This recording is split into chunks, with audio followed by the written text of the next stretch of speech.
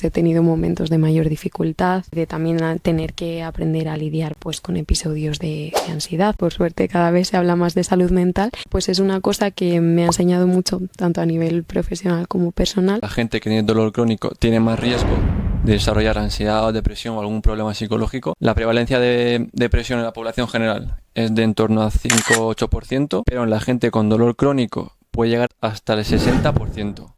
En este vídeo vas a aprender qué es la salud mental, por qué es importante y sobre todo si tienes dolor crónico. Vamos a hablar de muchísimas cosas, de cómo influye nuestra familia, nuestros amigos en nuestra salud mental, de pensamientos negativos, de la ansiedad, de la presión, muchísimas cosas que te van a servir un montón para mejorar tu salud mental. Quédate hasta el final del vídeo y vamos con la entrevista. Estamos con Laura Gómez, psicóloga. Primera pregunta. ¿Por qué eres psicóloga y por qué la salud mental es importante? Antes de nada, muchas gracias, Alex, por invitarme.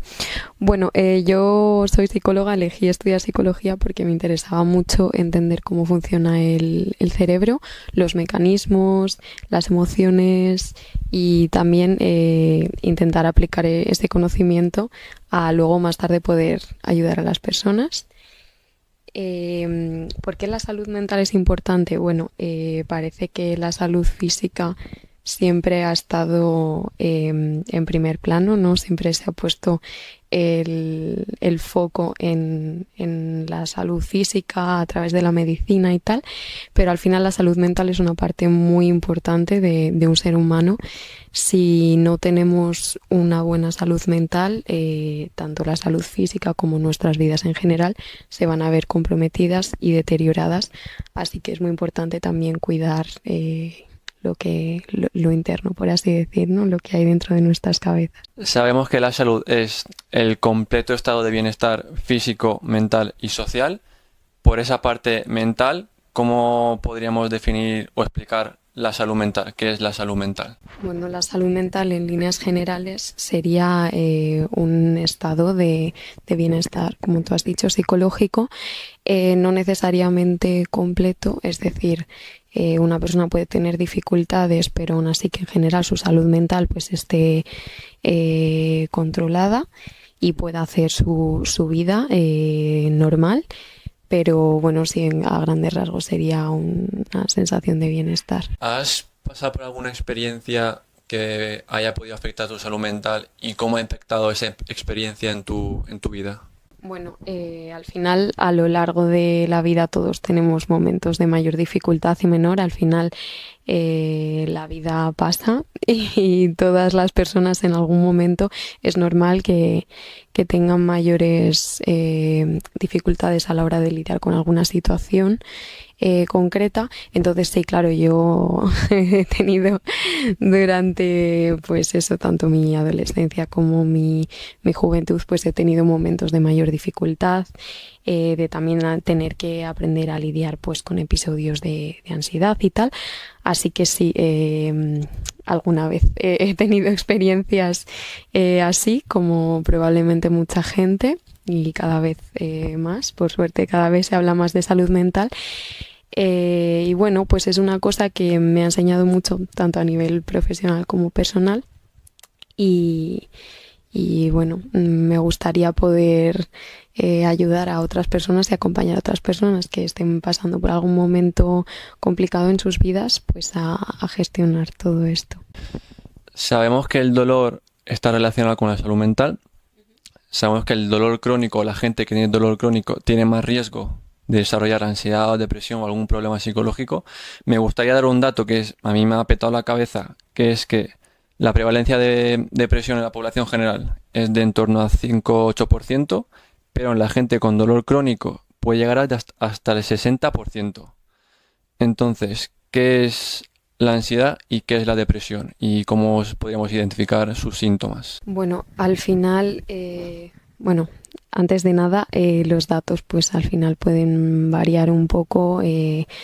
Es complicado hacerse una idea de los datos exactos porque, bueno, hay mucha gente que está atravesando pues momentos complicados y a lo mejor no no ha acudido a ningún profesional de la salud, ya sea un médico, un psicólogo, o incluso no lo comunica a su entorno.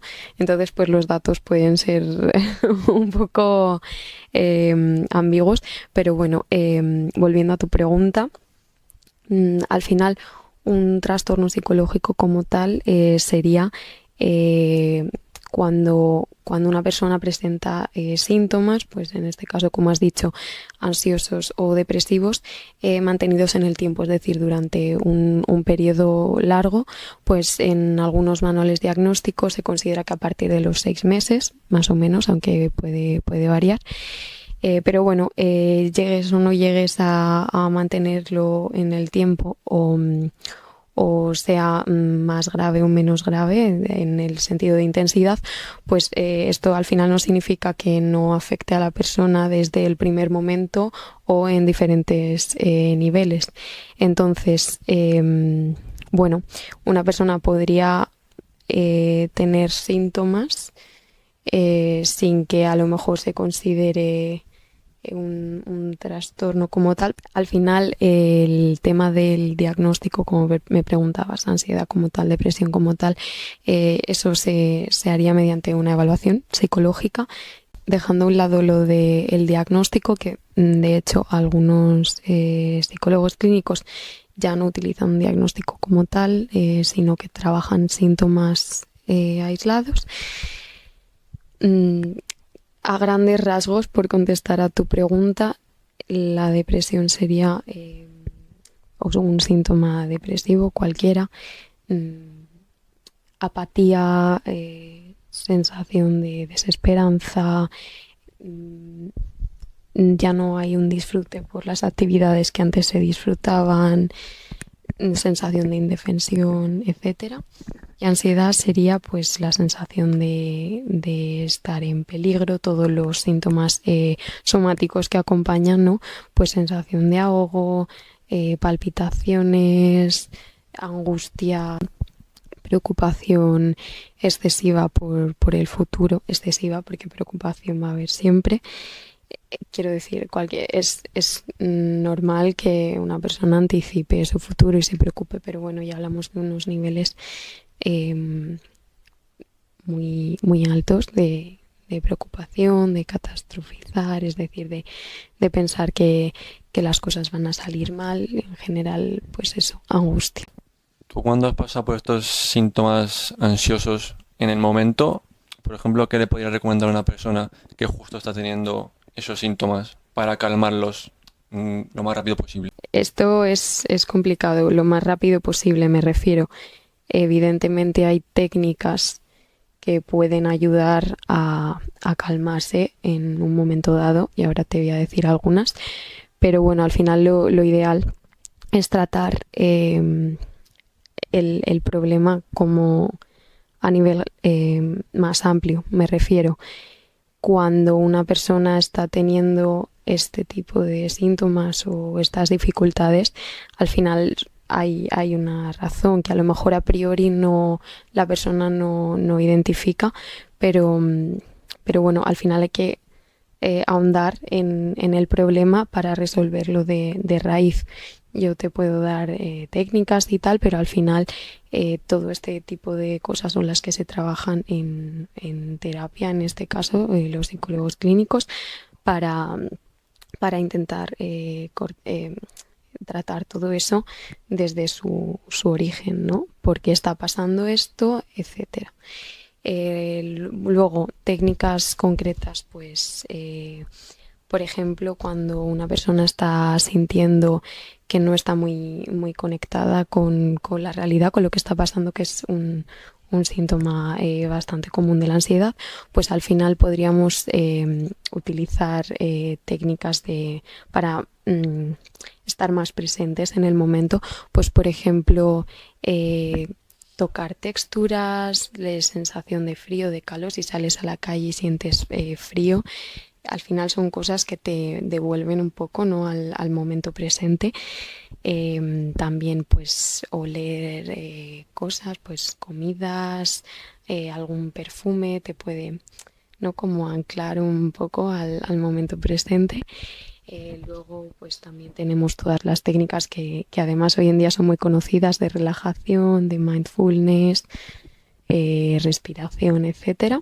Por último, como decía anteriormente, lo ideal sería tratarlo en consulta, ¿no? Con un psicólogo clínico que te pueda dar un tratamiento más personalizado, porque esto es muy importante. Al final, cada persona tiene sus circunstancias y al final lo óptimo es adaptar el tratamiento al caso personal de cada uno. Siempre en la terapia lo mejor es individualizarlo, porque cada persona es única, tiene sus circunstancias, su contexto y tal. Lo primero siempre, o lo mejor, es la terapia psicológica para problemas psicológicos. ¿Cómo es la terapia psicológica para alguien que no ha ido nunca? O sea, ¿cómo es? ¿O cuáles son los mejores tratamientos, las mejores técnicas, las que más evidencia tienen, las que mejores funcionan? Cuéntanos un poquito sobre esto. Cada terapeuta va a tener sus métodos, va a tener su corriente con la que se identifica más, con la que está acostumbrada a trabajar. Entonces no hay nada que sea la fórmula mágica, por así decir, en el sentido de que al final, como decía anteriormente, cada persona es única y luego es verdad que cada terapeuta es diferente. Entonces, algunas de las más conocidas, pues la terapia cognitivo-conductual, en la que se trabaja tanto las creencias de la persona, su manera de ver la situación que está viviendo, etcétera. Y luego pues tenemos algunas que son más actuales, ¿no? Como la terapia de aceptación y compromiso, la perspectiva más humanista, etcétera, que psicología positiva, etcétera, que al final pues son enfoques nuevos, pero que también pueden resultar bastante beneficiosos en función de el caso de cada persona. A grandes rasgos, ¿cómo es la terapia? Pues en una primera sesión pones en contexto a tu terapeuta, qué es lo que te lleva allí. Él o ella te hará una serie de preguntas para recoger la información que necesita y para ir planteando un tratamiento. Esto normalmente lleva un par de sesiones, incluso un poquito más, hasta que el terapeuta, ¿no? Pues recoge toda la información que necesita de cara a plantear el tratamiento. Y luego pues se van trabajando por objetivos concretos, pues cada a lo mejor conducta problemática en concreto, etcétera. Otra cosa que quiero resaltar y que es muy importante es que la relación terapéutica, como pasará en fisioterapia, imagino, es muy importante y en sí misma es un factor que va a determinar mucho cómo va a evolucionar, ¿no? el tratamiento. Una buena relación terapéutica pues tendrá un mejor pronóstico. Entonces también es muy importante a la hora de ir a terapia que sea con una persona con la que te sientes cómoda para iniciar este proceso con ella, que es un camino normalmente largo, depende también de la persona, pero sí es importante sentirte cómodo y en confianza. Has hablado antes de la terapia cognitiva, de las creencias y pensamientos de las personas. Hay como una frase en internet que se dice mucho en redes sociales, que es que un pensamiento lleva a un sentimiento a una acción y una acción a un resultado. Y nos pregunta Lidia hasta qué punto los pensamientos negativos afectan, o los pensamientos en general, afectan nuestra salud mental y cómo gestionar esos pensamientos negativos. Al final los pensamientos, la forma en la que tú tienes pues eso de percibir toda la situación, en este caso cuando estás atravesando una situación complicada y tal, pues al final tiene una influencia bastante grande. Por ejemplo, por poner un ejemplo más concreto, se ha visto que en pacientes con dolor crónico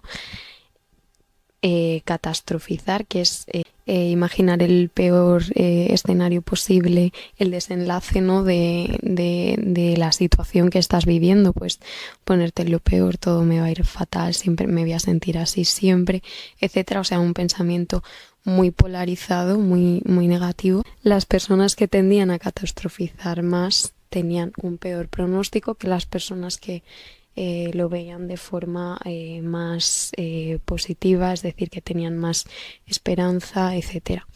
Esto no significa que no sea normal tener pensamientos negativos cuando, por ejemplo, los pacientes de dolor crónico, tampoco la visión esta de tienes que mantenerte siempre positivo y tal es beneficioso, porque al final tienes que sentir tus emociones y es normal que sientas emociones negativas cuando estás en esta situación.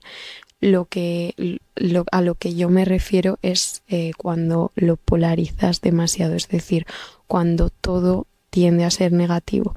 No que no tengas pensamientos negativos y emociones negativas, las tienes que vivir, pero no caer tampoco en verlo todo de esa manera. Luego, en cuanto a la forma de cambiar un poco, ¿no? Estos pensamientos negativos, cómo gestionarlos y tal, pues bueno, hay diferentes técnicas, hay muchas maneras de hacerlo, pero por poner un ejemplo, cuando estamos atravesando un problema o una situación más complicada, tendemos a verlo todo de esa manera, como decía anteriormente. Entonces, una forma de tener una visión más positiva y más realista sería hacer un esfuerzo por, pues a lo mejor en un día concreto, intentar realmente enumerar una serie de cosas buenas que te han pasado ese día. También así nos demostramos a nosotros mismos que aunque, bueno, a lo mejor incluso aunque hayas tenido un día que en general puede haber sido malo, también te han pasado cosas positivas. La gente que tiene dolor crónico, o sea, todos mis pacientes, la mayoría me dicen que tienen estrés, y una pregunta que yo suelo hacer mucho es, ¿en épocas de estrés has notado que estás peor de dolor? Y la mayoría me dicen que sí. Entonces, ¿qué haces tú, por ejemplo, en tu día a día para gestionar el estrés? El estrés, por desgracia, es una cosa que ahora en el siglo XXI nos acompaña a todos, ¿no? Al final llevamos un ritmo de vida muy, muy acelerado, entonces sí, cada vez es más importante aprender a gestionarlo, ¿no? Porque es una cosa que está muy presente en la actualidad. ¿Qué hago yo concretamente para gestionar el estrés? Bueno, a la hora de planificar mi día, mis semanas, intento ser realista con mi capacidad. Dentro de mis posibilidades, es verdad que hay gente que necesita llevar una rutina muy estricta porque, pues a lo mejor por familia, por un montón de circunstancias, ¿no? Pero bueno, dentro de lo posible intento ser realista con mi capacidad, intento no llenarme la agenda excesivamente, intento dejarme mis tiempos de descanso a lo largo de la semana. Es muy importante descansar bien, es muy importante dormir bien. Y sobre todo el ejercicio físico también es una cosa que libera mucho estrés.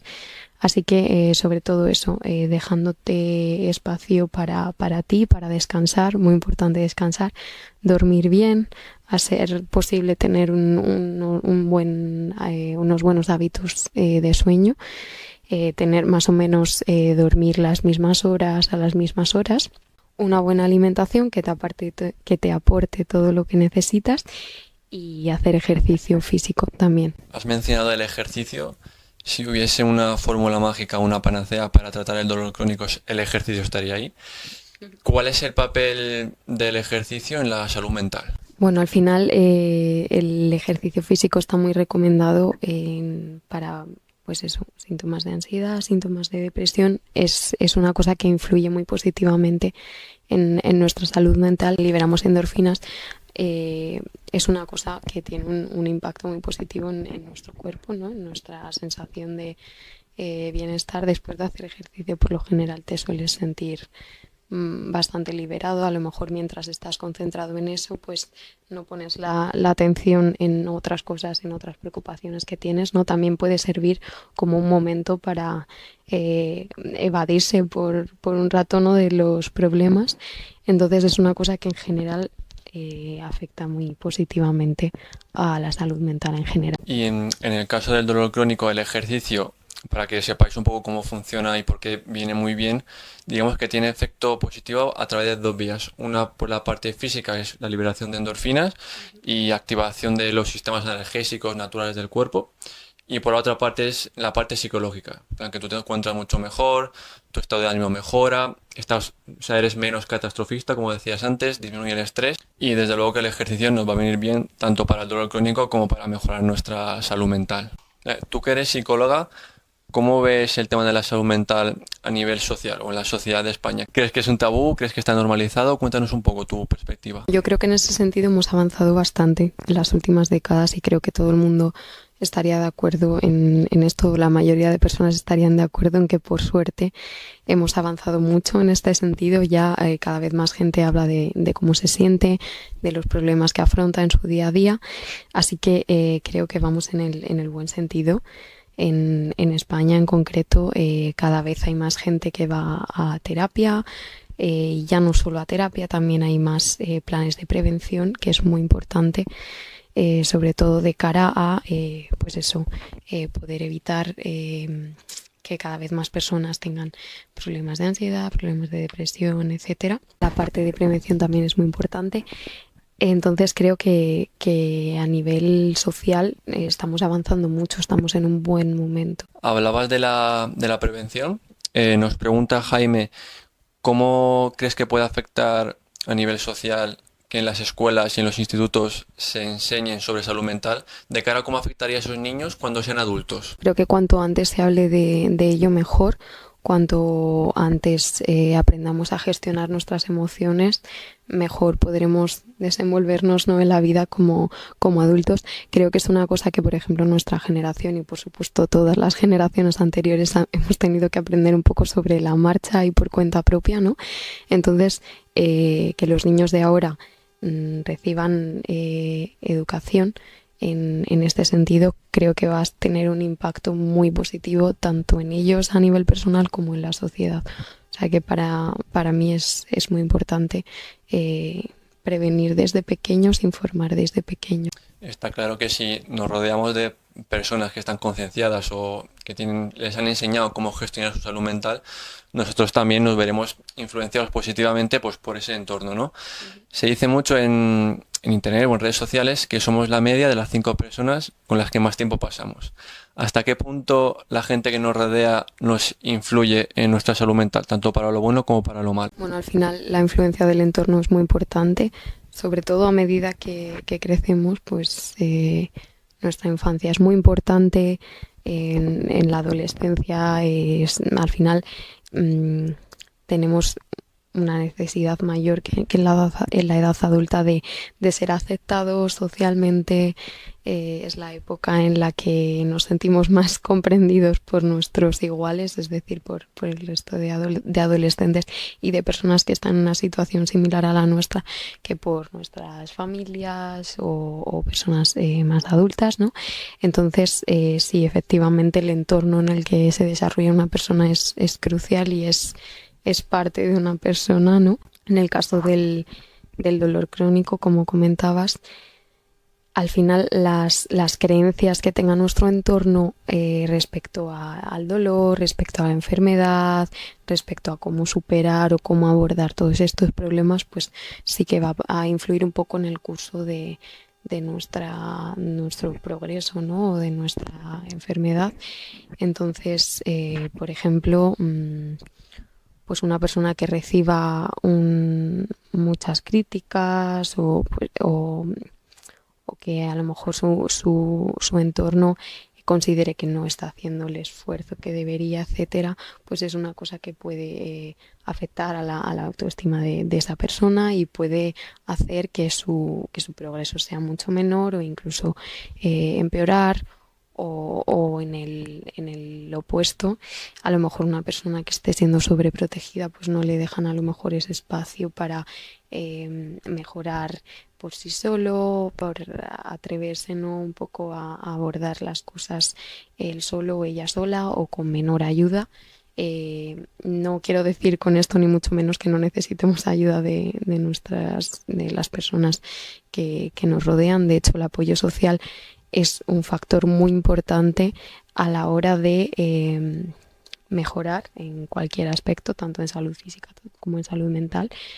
Pero sí, evidentemente, la perspectiva que tenga de la situación en las personas que nos rodean va a influir mucho. Hablando del tema del entorno y la influencia de nuestro círculo, hace poco subí un vídeo a Instagram hablando sobre esto, en la que decía que aunque nuestros familiares o nuestros amigos nos recomienden cosas o nos den consejos que lo hacen con la mejor intención del mundo, seguramente no sea lo más indicado hacerles caso, aunque suena un poco fuerte, porque nos están dando consejos a través de su propia experiencia o sus propias creencias. Y muchas veces esas creencias no son del todo correctas, lo que nos lleva a hacer o acciones o una conducta que no nos lleva al resultado que queremos, que es recuperarnos del dolor o tener una buena salud mental. Entonces, como recomendación para todos, no hagáis caso al 100% de todo lo que os digan, siendo un poquito críticos, buscad principalmente opinión profesional y si es de varios profesionales, pues mucho mejor y sobre todo que esté basado en la evidencia científica. El dolor crónico se está empezando a considerar como una enfermedad en sí misma, es algo complejo. El dolor está influenciado tanto por variables, digamos, biológicas o físicas, como psicológicas y sociales. Desde la fisioterapia lo que se está haciendo para abordar el dolor crónico es priorizar terapias activas, la parte de ejercicio individualizado, luego se puede pasar al ejercicio grupal, pero al principio sobre todo individualizado, educación terapéutica, que últimamente se está avanzando mucho en ese tema, y luego todo esto se puede acompañar con ya terapias más pasivas o terapias manuales o aguja o lo que sea. Pero desde la psicología, ¿cómo se podría ayudar a estos pacientes con dolor crónico? En psicología hay una cosa que se llama estrategias de afrontamiento, ¿no? Ante cualquier problema en concreto, que son todas aquellas herramientas que utilizamos para abordar un problema que en principio sobrepasa nuestros recursos, ¿no? Es decir, una situación que nos supera de alguna forma, ¿no? Entonces, también podríamos hacer desde la psicología esa distinción que mencionabas de estrategias activas, estrategias pasivas, ¿no? Pues como estrategia activa también se habla de ejercicio físico, como hemos mencionado anteriormente, tiene muchos beneficios. Lo que sí es cierto y se ha comentado en varios estudios experimentales es que evidentemente el nivel de dolor que tenga cada persona es una cosa que va a influir. Habrá personas que podrán tener una actividad mayor y habrá personas con mucho dolor que no. También es importante premiar todos aquellos esfuerzos que se acerquen a nuestro objetivo, es decir, que puedes hacer menos ejercicio, no tanto como te gustaría a lo mejor porque tienes demasiado dolor, no pasa nada, premiamos y reforzamos ese pequeño ejercicio que ya has podido hacer ese día. A lo mejor otro día podremos intentar hacer un poco más, sobre todo que haya mucho refuerzo positivo en torno a esas pequeñas acciones, ¿no? Que vamos haciendo hasta nuestro objetivo último. Se consideraría, por ejemplo, una estrategia pasiva el uso de medicación, que por supuesto no estoy diciendo que no haya que tomarla, al final tienes que seguir las recomendaciones de tu médico, pero sí que es verdad que lo ideal sería combinarlo, es decir, no solo medicación, sino combinarlo. El tema de la comparación social en algunos casos se considera positiva, es decir, es verdad que si te comparas con pacientes que están peor que tú te vas a sentir mejor y vas a sentir que tienes mayor posibilidad de mejorar. Por otro lado, si te comparas con gente que está peor, pues vas a tener más sensación de desesperanza, etcétera. O sea que es un tema complicado. otros autores hablaban de la distracción, es decir, empezar alguna actividad que pueda mantener tu mente ocupada, pero se vio que con el dolor experimental, es decir, con el dolor que se simula para hacer un experimento, o con dolores leves, podía resultar podía resultar eficaz, en el sentido de que sí te evadías un rato del problema de tu dolor, pero con dolores muy intensos no resultaba tan beneficioso. De ahí que comentaba anteriormente lo de la terapia individualizada, personalizada, para cada persona, para su nivel de dolor, etc. Otra cosa que sí que quería comentar y que no ha resultado muy eficaz a la hora de abordar un problema, de afrontarlo, es el tema de la evitación. Al final, hacer como que el problema no existe quizá te funciona a corto plazo, pero a largo plazo nunca va a ayudarte a resolverlo. Entonces, lo mejor es siempre abordarlo desde diferentes perspectivas, médica, psicológica, desde la fisioterapia, etcétera, pero abordarlo. Una persona que no, digamos que está en evitación, como tú decías, o que no quiere aceptar o no ver su problema, ¿cómo la podrías ayudar para que sea un poco más consciente de, pues oye, tengo un problema, debería buscar ayuda? Bueno, al final eso es una cosa que en gran parte depende mucho de la persona. Muchas veces intentamos ayudar a alguien que vemos que tiene un problema o que consideramos que puede estar pasando por un mal momento, pero es verdad que en gran parte esa responsabilidad acaba residiendo en la persona, en sí misma. Muchas veces la familia intenta implicarse, pero al final sí, efectivamente tenemos que intentar acompañar a esa persona. Desde fuera, me refiero, si no somos quien lo estamos sufriendo, evidentemente intentar dar todo nuestro apoyo a esa persona, pero al final la decisión última la tiene esa persona en sí misma. Quizás se le puede convencer mediante información profesional, mediante pues familiares, amigos, etcétera, pero bueno, sí, hacerlo de forma progresiva para que al final pues esa persona tome la decisión por sí misma. ¿Hay algún mito o alguna leyenda urbana en relación a la salud mental que quieras destrozar ahora mismo? Hay varias, la verdad, pero por decir alguna, y retomando el tema de la habitación y tal, muchas veces se piensa que si comentamos un problema, al final lo vamos a empeorar de alguna manera o algo así, pero todo lo contrario. Hablando de algo, es cómo se procesa mejor, cómo se puede trabajar. Entonces, de ahí lo que comentaba anteriormente de la importancia de que socialmente cada vez se hable más de estos temas, que lejos de empeorarlo, al revés, pueden ayudar mucho. Nos pregunta Pedro, un poco buscando el salseo, ¿qué es más importante para ti, la salud mental o la salud física? Pedro, nos la estás liando. No, a ver, está conectado, es que es inseparable, en mi opinión. Es verdad que a lo mejor una buena salud psicológica te da más fuerza de cara a abordar un problema de salud física, pero está tan conectado, o sea, desde la filosofía mismamente se intentaba, ¿no?, separar el cuerpo por un lado y la mente por otro. Al final somos una unidad, o sea, está todo conectado, por eso el dolor crónico afecta tanto a la salud mental y viceversa, es una relación bidireccional. Entonces, lo siento, Pedro, no podemos contestar a tu pregunta, creo que son igualmente importantes. Por suerte se le está dando realmente esa importancia, creo que se están equilibrando más, así que bueno, este es el camino, creo que ambas son importantes. Al final es lo que decíamos antes, la salud es el bienestar tanto físico, mental como social, que puede haber casos en el que haya más predominancia de problemas psicológicos o más sociales o más físicos, y dependiendo de cada caso, por eso hay que individualizar, pues se podrá enfocar más en una cosa o en la otra. Hemos hablado de muchísimas cosas súper interesantes, de la ansiedad, la depresión, pensamientos negativos, de cómo influye nuestro entorno, nuestra familia, nuestros amigos en nuestra salud mental. Para ir terminando, Laura, ¿cuáles tu mensaje para el mundo? Y por favor, para cualquier persona que esté atravesando un momento complicado, que busque ayuda. Hay muchos recursos, cada vez más, por suerte. Que se lo cuente a alguien de confianza, que se lo cuente a sus profesionales de la salud, en el caso de que seas un paciente de dolor crónico y estés notando que últimamente estás muy desanimado, muy apático, que te sientes diferente, que te sientes mal, coméntalo. No eres la única persona probablemente que está atravesando por esa situación, entonces busca apoyo siempre, que te van a poder ayudar. Pues muchísimas gracias, Laura, por venir a mi canal. Muchas gracias por la entrevista. Gracias a ti por invitarme.